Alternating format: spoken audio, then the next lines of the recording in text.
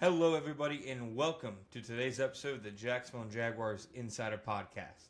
My name is John Shipley. I am your host and beat reporter, and I've been your beat reporter covering the Jacksonville Jaguars every single day for On SI since August 2019. And we are here to continue to march through another offseason together. As always, you can always find our 100% free, 24/7 boots on the ground coverage of the Jacksonville Jaguars each and every day when you follow us on social media such as Facebook and Twitter at Jaguars on SI. You can also find us at www.si.com/NFL/Jaguars.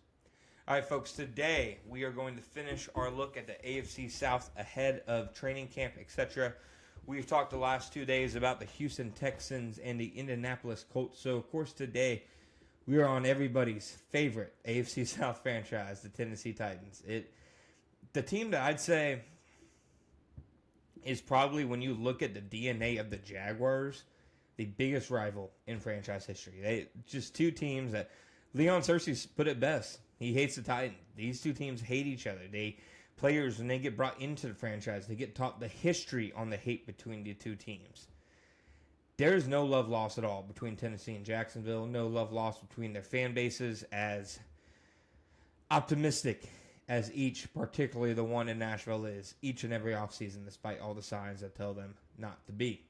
So we obviously, we've been rolling through the AFC South, what stands out positively about each team and what kind of stands out negatively. For the Houston Texans, they, of course, have an elite, triangle of key pieces in D'Amico Ryan, C.J. Stroud, and Will Anderson. The Indianapolis Colts have a much improved defensive coordinator. They have a really good running back. They added a solid tight end, I suppose. And then when you look at the negatives, the Texans' offensive line still seems kind of like a complete mess. Not really sure about Cam Robinson at left tackle if you have aspirations about a deep playoff run. And then for the Indianapolis Colts, their negatives simply revolve around having one of the worst quarterback battles of recent NFL history. I think it's real close to Aiden O'Connell versus Gardner Minshew. I'm not sure if I'm going to say it's that bad, but it's real close. And now, finally, we're on the Tennessee Titans. So, right off the bat, some positives about the Tennessee Titans. Some things I think the Jaguars have to be concerned about when it comes to the Tennessee Titans. They, in the division and probably in the NFL, in my opinion, have the biggest, I'd say, quarterback upgrade compared to what they had last year. And I'm saying that without Cam Ward even taking a snap. At least yet. I'm saying that because, simply put, I think Will Levis was the worst starting quarterback in the NFL last year. Probably, I'd say, one of the worst quarterbacks I've seen live in a game in my time covering the NFL. I mean, Levis was just preposterously bad, people. It was, he was becoming a new social media viral meme each and every week. And I think just moving on from him to begin with is a really big positive step for the Tennessee Titans. If the Titans had drafted Travis Hunter at number one, obviously, would be bad for the Jaguars. They wouldn't have been able to get a rare two-way star who, the Jaguars have more or less said, in the Hunt documentary series that they believe he has Hall of Fame talent. But it would have meant likely rolling with Levis for another season. Levis, I don't know if there's any positives about him as an NFL quarterback. So moving on from Levis to Cam Ward is a pretty significant upgrade, I think. And I say that as somebody who thinks that Cam Ward went number one based on positional value. Like, I think if you're looking at just pure, talent, what you're giving them grade-wise, I think he's probably a late first-round pick talent-wise. But the Titans were starved for a quarterback. It wasn't going to be Levis, and Ward was the only one who any team could really justify taking high. I don't think, even if I was the Titans and you desperately need a quarterback, I don't think I would have taken him over Travis Hunter.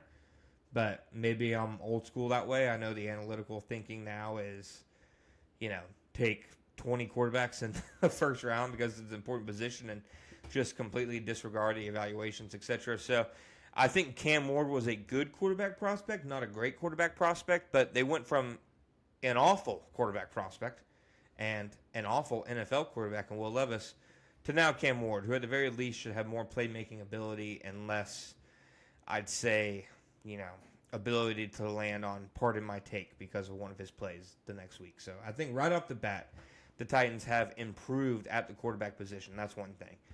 I'm still a Calvin Ridley guy. I still think Calvin Ridley's a good player. I know last year in Tennessee obviously went as many people expected. I mean, when he signed with Tennessee, it had nothing.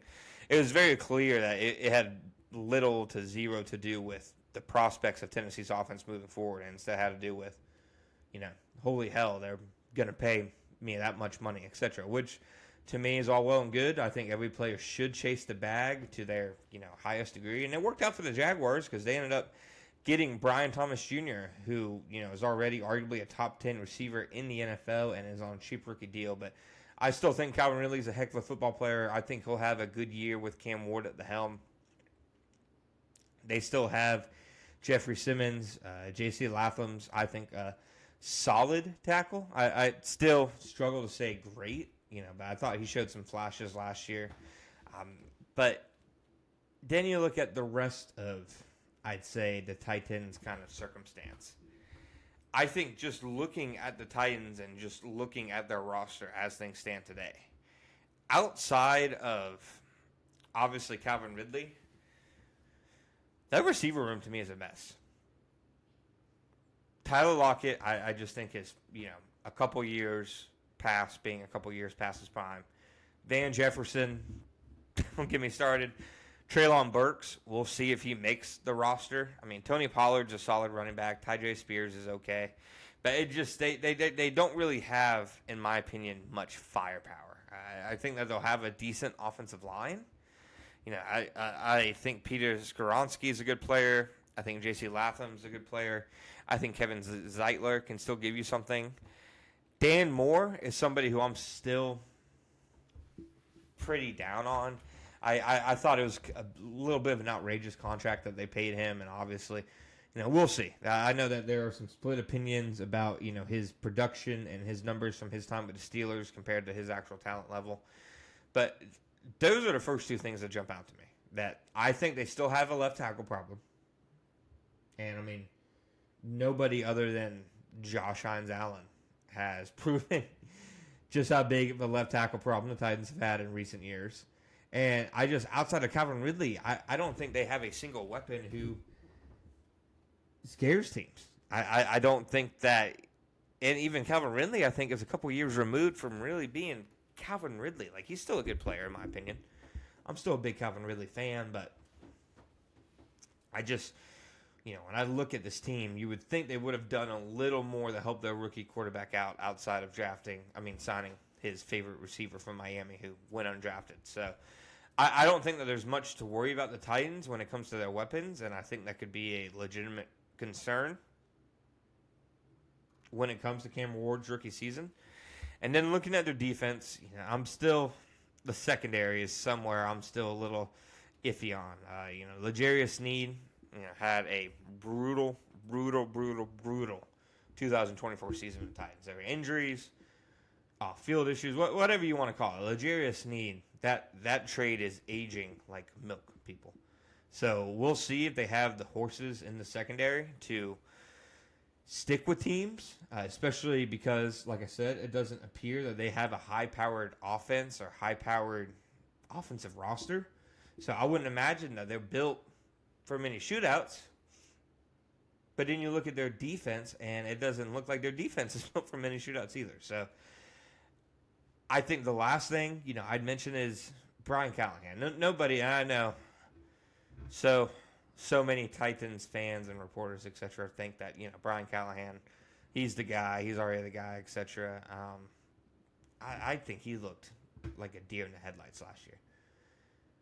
And I'm not sure what there is to suggest that he is actually, going to be a good coach. Maybe I'm proven wrong. Maybe by the end of the year, Brian Callahan looks like one of the next up-and-coming young head coaches in the NFL. But to me, I could definitely see him go more down kind of a Gus Bradley route. A guy who people are excited about at first. He's young. He's supposedly an expert on his side of the ball. He just needed a chance. And then after about a year and a half of losing, the niceness kind of wears off and people wonder where the wins are coming from. So that is my take on the Tennessee Titans this year. Please remember to find us on Spotify, Apple Podcasts, and all other podcast platforms at the Jacksonville Jaguars Insider Podcast. You can also find us on YouTube at Sports Videos on SI.